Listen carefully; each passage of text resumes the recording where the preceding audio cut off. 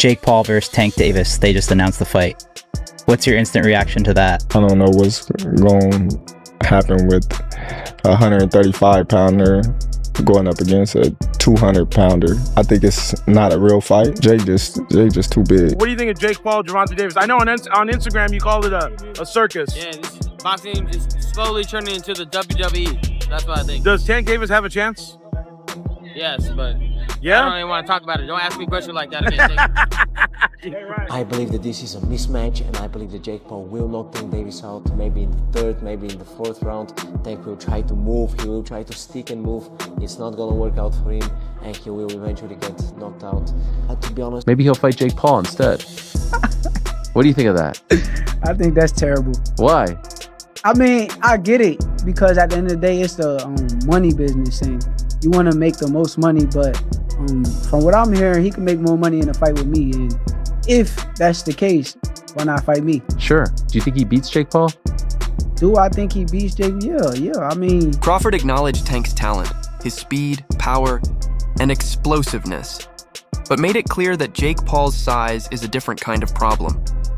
Tank's an incredible fighter, Crawford said, but Jake's just too big. Even if Davis came in heavier, somewhere around 145 or 150 pounds, Crawford believes the difference would still be massive. That kind of size gap can't be fixed with skill alone. In his view, this would be a clash of power versus precision, and Paul's raw strength would ultimately win out. Crawford also pointed out that Tank hasn't exactly looked like his old self lately. His last performance, a majority draw against Lamont Roach at Brooklyn's Barclays Center, surprised fans who expected an easy win. Tank looked a step slower, less sharp than usual, and the result left more questions than answers. A rematch seemed to make the most sense, but instead, news broke that Tank would be moving up to fight Jake Paul, a decision that caught nearly everyone off guard. For many, it wasn't just about the weight difference. It was about direction. Tank built his career on speed, precision, and elite timing, jumping multiple divisions to face a much bigger, physically imposing opponent with a celebrity spotlight seemed like an odd move. Crawford didn't mince words. He doesn't believe this matchup does anything for Davis. It's kind of weird, because Jake Paul is extremely bigger than Tank. And I mean, but with it being Or meanwhile, Jake Paul has crafted a career built equally on controversy and calculation. His matchups have ranged from former MMA champions to aging boxers, and most recently, even a retired legend. In late 2024, Paul managed to lure former heavyweight great Mike Tyson, nearly 60 years old, back into the ring. The bout drew global headlines but ended much as many expected. Tyson couldn't sustain the pace, and Paul walked away with a decision win. Crawford, however, isn't impressed by the spectacle. For him, it's not about fame or business moves, it's about the fundamentals of boxing. Weight classes exist for a reason, he said, emphasizing that no amount of promotion can change the laws of physics inside the ring. Very uncomfortable facing off. He just did. I've seen other face off this Tank done. He gets in their face and they're intense and he looks good. He looked very meager up there. You've had 8 fights and you're gonna go tangle with Tank Davis. And the story instantly comes out. Jake is so much bigger. There is such a compliment to Jake within that insult. It is meant to be an insult. It is meant to take away from a potentially glorious... Boxers build their entire fighting style around their physical frames, how much punishment they can absorb, how quickly they can move, and how far their reach extends. Crawford made it clear that while Jake Paul isn't as sluggish as many believe, the size gap simply makes this matchup unrealistic. When asked who would come out on top, Crawford didn't hesitate. Jake, he said. He's just too big. In his view, one clean shot from Paul could end the night early. Jake carries genuine power in that right hand. And while he might not be an elite technician, his size and strength make up for it. That's what Crawford finds dangerous. In boxing, even a 10 or 15 pound difference can change everything. But when you're talking about a gap closer to 40 or 50 pounds, it's a completely different world. One where skill alone can't close the distance. Look at this face-off, Henry. What are your thoughts here? You're hearing that from me. That's cringe. In some weird way, I kind of like cringe it. About it? He's trying to big man the smaller guy, who the smaller guy to me is dangerous. I think Tank Davis is going to put their hands on him, but I like it, bro. I will say something about Jake Paul. He's brought a lot of attention to boxing. Tank Davis guaranteed $40 million. If you were in that position, would you fight Jake Paul? Oh, hell yeah. You got to give Jake Paul his... Still, Crawford confessed that he'll be watching. As much as he criticizes these kinds of matchups, even he can't deny the curiosity they spark. There's a strange appeal to the chaos, the spectacle, the unpredictability, the simple question of what if. He knows it's far from pure boxing, but he also recognizes that entertainment sells. And when it comes to putting on a show, Jake Paul has mastered that art better than most. 133 pounds, a 5'7" wingspan. Tank fighting me would be a fairer matchup. We're basically the same size. And you wonder why fans think Jake's fights are rigged? Because every time we see some nonsense like this, it feels like WWE with boxing gloves. Here's the kicker though. Jake threatened to sue anyone who calls his fights rigged. Despite the backlash from fans and analysts alike, Team Davis remains confident in their decision. Gervonta's longtime coach, Calvin Ford, insists that choosing not to run it back with Lamont Roach was the right call. In his eyes, the first fight already gave Roach his career-defining moment, and revisiting it would serve little purpose. Ford argues that a rematch wouldn't elevate Davis's legacy or earnings, and that Tank's focus should be on bigger, headline-making opportunities. Start hitting Jake with he ain't gonna fight back. He said, fat. So I said, you gotta take him serious. You get what I'm saying? Because he talked about, he had you on a hit list before this fight even happened. So his mental is on you. Ford emphasized that Gervonta had already given Lamont Roach the kind of exposure most boxers never experience. In his view, that alone was a victory for Roach. Every time Tank steps in the ring, he makes his opponents famous, Ford explained, noting that Roach went from being relatively unknown to headlining the biggest payday of his career. He pointed to Isaac Cruz as an example, a fighter who turned his bout with Davis into lasting recognition. It's a pattern Ford believes defines Tank's star power. From Leo Santa Cruz to Ryan Garcia, sharing the ring with Davis doesn't just test your skills, it puts your name in lights. Jake went for the jugular. Jake comes back and says, anybody that puts his hands on a woman is a scumbag, and that's you. Tank responds. In the world of responses, it was as bad as it gets. In defense of himself, he makes a comparison to P. Diddy. Jake literally just puts his head down. It's like, man. And I think that Jake was thinking. After the draw, Roach's profile skyrocketed, and according to Ford, that was already mission accomplished. I told Tank to let it go, he said. At this point, it's about doing what's best for you and your family. Ford made it clear that the final decision rested entirely with Davis. Over the years, Tank has been honest about what drives him. Unlike fighters obsessed with belts or records, his focus has shifted towards securing the biggest paydays. He's even admitted that his love for boxing isn't what it used to be, saying the fire that once fueled him just doesn't burn the same anymore. Point still stands where it stands. Jake Paul wins this fight. I already bet Gervonta Davis in the DMs.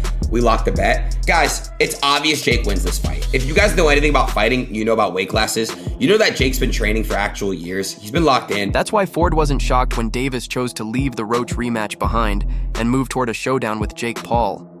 In his eyes, Tank had already signaled that his boxing journey was nearing its end. The Paul fight promised everything a fighter nearing retirement could want: spectacle, attention, and a life-changing paycheck. According to reports, discussions about that matchup had started even before the controversial draw with Roach.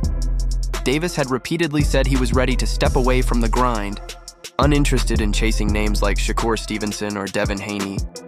For him, the Jake Paul bout represents the perfect exit, one last huge payday, under his own terms, with the entire world watching. Versus Gervonta Davis. Does Davis have a chance? Fuck no. Gervonta is a fucking great boxer, but he ain't gonna do shit for the Jake Paul. So you got Jake Paul by knockout, or? No, I don't got anybody, but I don't think he's just too small.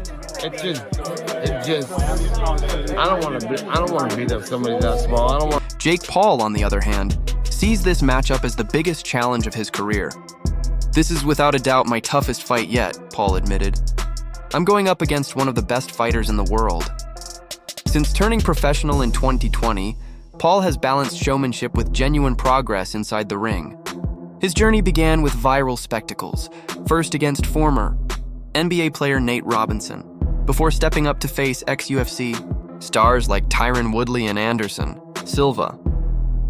His stunning knockout of Woodley in 2021 even earned widespread recognition as one of that year's most memorable finishes. Not the guy that knows how to sell a fight. Tank cannot sell a fight in his own division. You have the Paul brothers and they come over to boxing. Their idea from day one is we don't have the skills or the experience. What we're gonna do is we'll take on the absolute best guys, but they're gonna spot us some pound. Tank has one job to do, that it doesn't make any difference, that boxing is a real sport. My skills versus your skill, of which I am an abundance of and of which you have none of. While many critics have questioned the quality of Jake Paul's opponents, he steadily raised the bar with each outing. His bout against Tommy Fury, the younger brother of heavyweight champion Tyson Fury, marked his first real test against a seasoned professional boxer. Although Paul came up short on the scorecards, he earned newfound respect for his toughness and commitment to improving.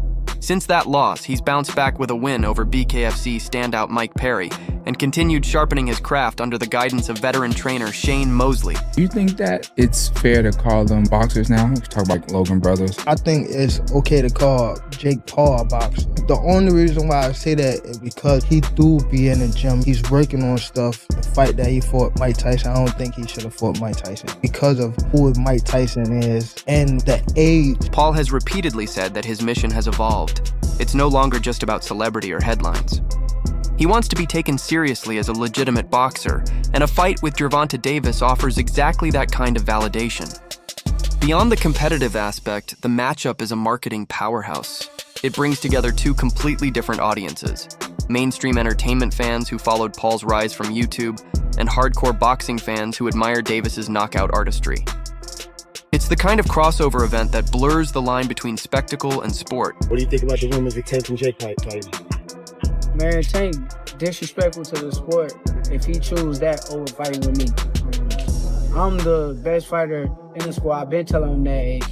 He called cap on it. So if you gonna call cap and say I'm not who I say I am, come prove it. I think it's dangerous for him to go back in there and fight Lamont. I think Lamont is a hell of a fighter. I can see that going left. So not everyone is dismissing the matchup.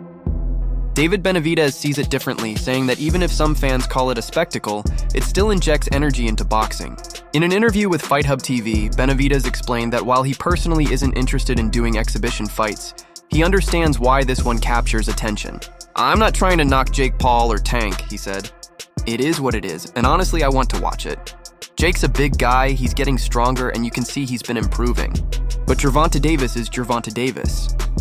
What makes this fight interesting is that he's smaller, but he's not just a boxer, he's a finisher. A real killer in there." Entertaining fight, to be honest.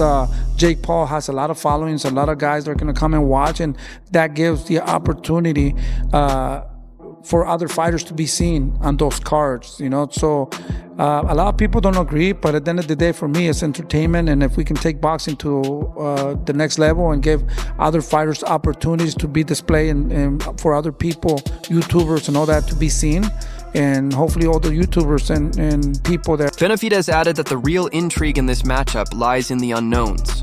"I just want to see how Tank reacts if Jake actually lands something clean. That's if Jake can even catch him," he said with a grin. He predicted that the fight would be far more entertaining than most exhibitions because Gervonta Davis isn't the type to play it safe. Tank's not going to run. He's going to go after Jake and try to hurt him every round.